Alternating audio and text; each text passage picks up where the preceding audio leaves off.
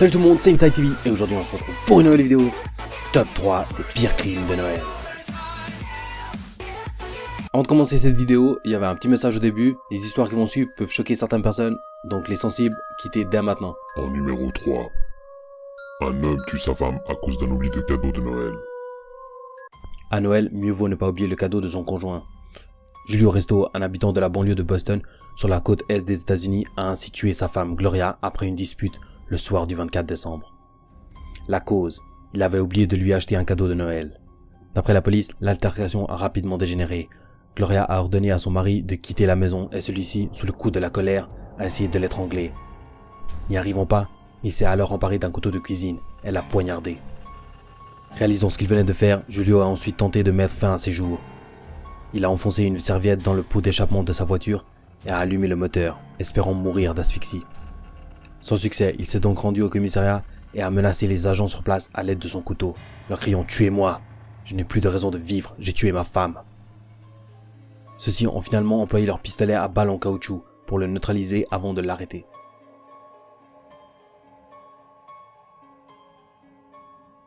En numéro 2. Une minimise tuée le soir de Noël. Le jour de Noël 1996, Patsy Ramsey appelle le 911 pour leur faire part de la disparition de sa fille âgée de 6 ans et de la découverte d'une note exigeant une rançon de 118 000 $ correspondant au montant d'une prime que le père de la petite, John, avait récemment reçue. Sans quoi, elle serait décapitée. Mais la petite est retrouvée le jour même au sous-sol de la maison familiale, dans la petite ville tranquille de Boulder, dans le Colorado. Ses poignets étaient liés, elle avait du ruban adhésif sur la bouche. Le petit cadavre présentait des marques de strangulation et haute violence, y compris sexuelle, ce que confirmera l'autopsie. Cet assassinat sordide a fait les gros titres dans la région et au-delà, d'autant que la fillette était connue pour avoir remporté plusieurs concours de beauté pour enfants. Les parents ont rapidement été soupçonnés, mais jamais inculpés. Les parents de la jeune fille, John et Patsy Ramsey, n'ont été interrogés que 4 mois après les faits. Répertoriés comme principal suspect en 1998, ils se comportaient comme des suspects d'après la police, refusant par exemple le détecteur de mensonges. Puis en 2006, un suspect peu crédible avoue son crime. John Mark Carr, un enseignant américain arrêté en Thaïlande, a reconnu avoir tué John Bennett. L'homme de 41 ans a le profil idéal, perturbé psychologiquement. Il possède un casier judiciaire contenant une condamnation pour détention d'images pédopornographiques, s'est marié avec des mineurs à l'étranger et aurait entre autres eu l'intention de changer de sexe. John Mark Carr jure et avoue qu'il a tué la petite. Il dit avoir été amoureux de la jeune victime, l'avoir droguée, violée et tuée accidentellement.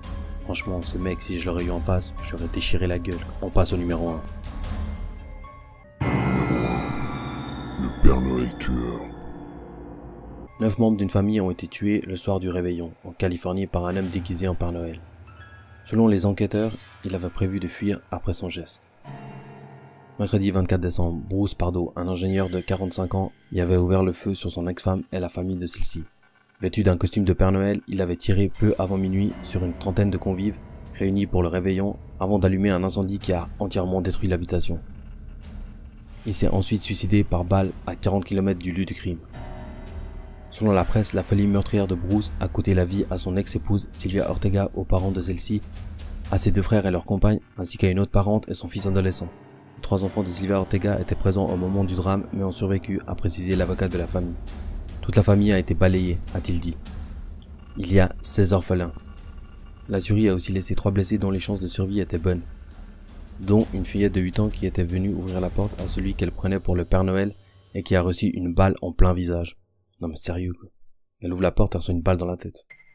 My God. Selon le chef de la police, Bruce avait apparemment prévu de prendre la fuite au Canada après son crime. Les enquêteurs ont retrouvé 17 000 $ en espèces scotchées sur son corps. Il avait aussi acheté un billet d'avion pour le Canada, mais a semble-t-il renoncé à partir après avoir été blessé dans l'incendie. Bonus. Meurtre au pays du Père Noël. Alors celui-là, je vous l'ai mis en plus, parce que je voulais vraiment vous le mettre, car il s'est passé le 5 décembre 2016. Une jeune britannique employée comme guide sur un circuit touristique autour du Père Noël en Laponie finlandaise a été mortellement poignardée par son compagnon tchèque. Le suspect, âgé de 36 ans, a ensuite pris la fuite sur un traîneau tiré par des chiens. Et la police s'est ensuite lancée à ses trousses à motoneige. Il a finalement été repéré par un hélicoptère et arrêté. En état d'hypothermie, il a d'abord été admis dans un hôpital avant d'être transférée au poste de police. Cette femme de 26 ans dont l'identité n'a pas été révélée a succombé au coup de couteau porté par son petit ami. Une enquête pour homicide volontaire a été ouverte. J'espère que cette vidéo t'aura plu, tu peux laisser un gros pouce bleu si c'est le cas. En attendant, tu peux me rejoindre sur Facebook, le lien sera dans la description. Quant à moi, je te dis à une prochaine, c'était Inside TV.